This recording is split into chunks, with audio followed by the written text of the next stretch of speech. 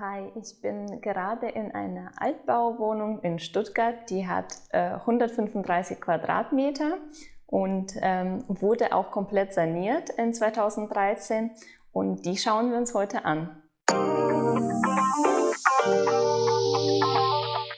Die Wohnung hat 4 Zimmer, ein Bad und eine separate Toilette und wird von einer vierköpfigen Familie bewohnt. Die Wohnung wurde 2013 generalüberholt und auf den neuesten Stand gebracht. Die komplette Elektrik wurde erneuert, alle Sanitärinstallationen, Bodenbeläge und Wände.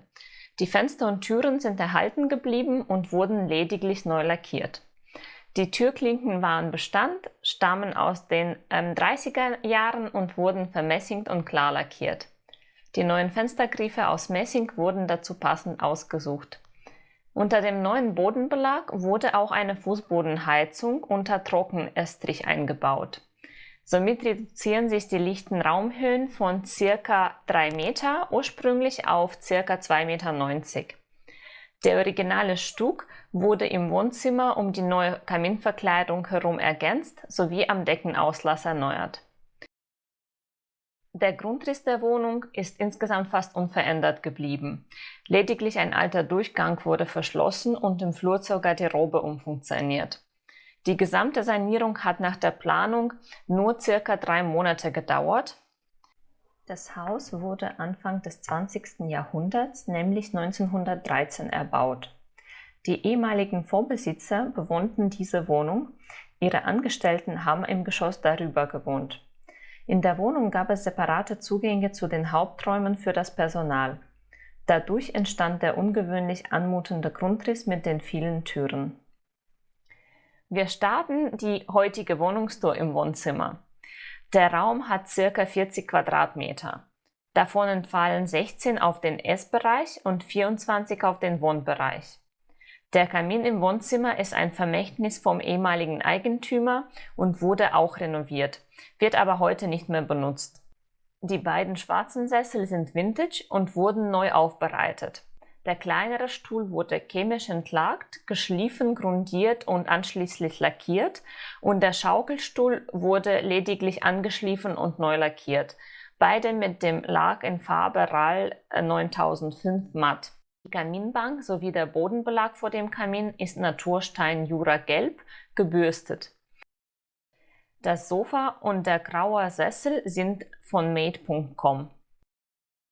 Die unaufdringliche, schlanke, graue Kommode ist selbst gebaut.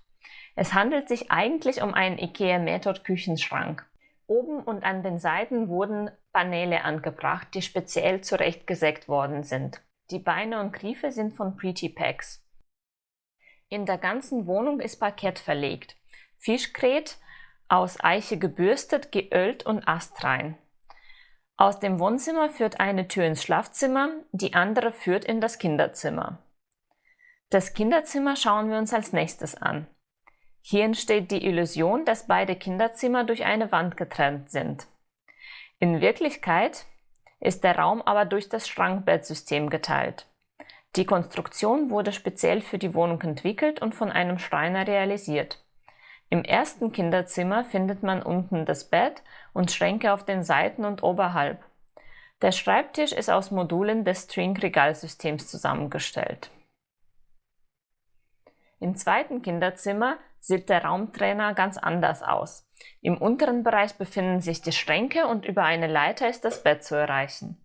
So wurden aus einem großen Zimmer 2 Kinderzimmer, ohne dass eine Wand nötig war. Auch hier ist der Schreibtisch von String Furniture.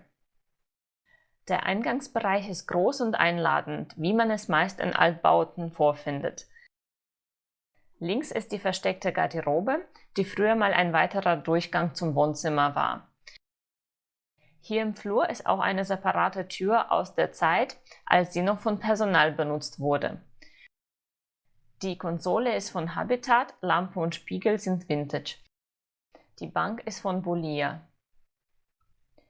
Aus dem Flur gelangt man auch ins Schlafzimmer. Das Schlafzimmer ist sehr geräumig und misst 22 Quadratmeter. Die Größe hat es ermöglicht, eine Art Ankleideraum unterzubringen. Das Schranksystem ist von IKEA. Aus dem Schlafzimmer kann man auch direkt ins Bad gelangen. Früher befand sich im Bad eine kleine Dusche und eine kleine Badewanne. Es wurde entschieden, stattdessen eine große begehbare Dusche und ein Doppelwaschbecken zu machen. Die Duschwanne ist von Hirsch, die übrige Keramik hier im Bad und auch in der Toilette ist von Catalano. Armaturen sind von Vola. Ich habe bereits erwähnt, dass in der gesamten Wohnung Parkett verlegt ist, sogar im Bad. Eine ungewöhnliche Lösung. Sieht aber sehr schick aus und der Eigentümer sagt, dass es in 9 Jahren zu keinerlei Problemen oder Beschädigungen am Parkett gekommen ist. Das Highlight im Bad ist das Buntglasfenster. Genau wie der Kamin ein Vermächtnis vom ehemaligen Besitzer. Das Buntglasfenster ist ein Original aus 1913 und wurde vom Vorbesitzer lediglich in ein neues Isolierglasfenster eingebaut. Zusammen mit einer abgerundeten Decke verleiht es dem Bad eine besondere Atmosphäre. Zurück im Flur kommen wir jetzt zur Toilette. An den Wänden ist die Farbe von Caparol und eine schöne bunte Tapete. Ich finde, der Mix macht den kleinen Raum interessant und verspielt. Der letzte Raum, den wir heute während unserer Wohnungstour besichtigen, ist die Küche. Die Küche misst knapp 11 Quadratmeter und ist komplett in Weiß gehalten, was einen tollen Kontrast zu den grünen Fliesen bildet.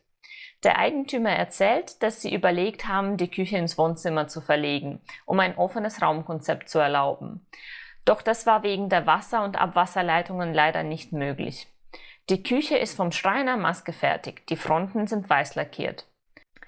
Die Arbeitsplatte ist aus Corian, das ist ein Mineralgussstoff, der sich wachsender Beliebtheit in Küche und Bad erfreut.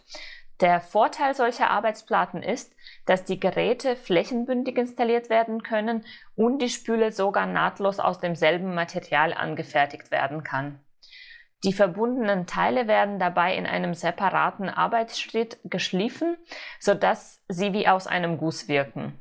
Dadurch entsteht auch die wasserfallartige Arbeitsplatte. Frei von sichtbaren Übergängen reicht die Arbeitsplatte somit bis zum Boden. Wenn man sich für Corian für die Arbeitsplatte entscheidet, ist es zu empfehlen, innen weiß zu nehmen. Theoretisch kann Corian in jeder Farbe eingefärbt werden. Bei dunkleren Farbtönen sind aber Kratzer und Patina etwas stärker sichtbar, da sie eher heller erscheinen. Auch in der Küche sind durchgängig Vola-Armaturen installiert. Die Metro-Fliesen sind vom Traditionshersteller Original Style aus Großbritannien. Der Hersteller besticht dabei durch eine sehr breite Auswahl an passenden Fliesen. Vom gewöhnlichen Vierkantformat bis zu Bordüren ist alles im Sortiment. Selbst seitlich lasierte Fliesen kann man finden. Und genau diese wurden bei der Gestaltung der Fensterbank verwendet. An die Küche grenzt auch eine kleine Speisekammer. Dort ist die Waschmaschine untergebracht. Jetzt haben wir alles gesehen und sind am Ende unserer Wohnungstour angekommen. Ich hoffe, die Wohnung hat euch genauso wie mir gefallen. Ich finde, die ist sehr charmant und vereint sehr schön die neue und die alte Elemente.